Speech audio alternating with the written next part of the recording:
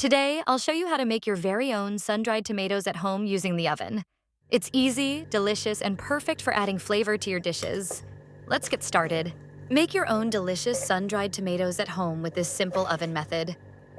Perfect for pasta, salads, sandwiches, or as a tasty snack.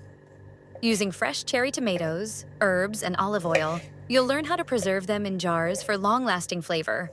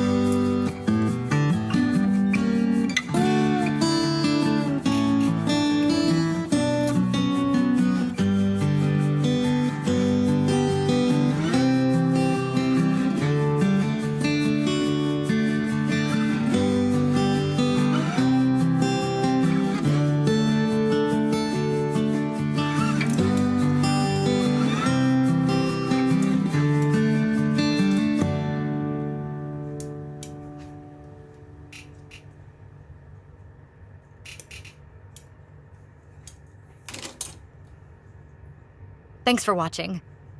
If you enjoyed this recipe, don't forget to like, comment, and subscribe for more easy home-cooked meals. See you on the next recipe.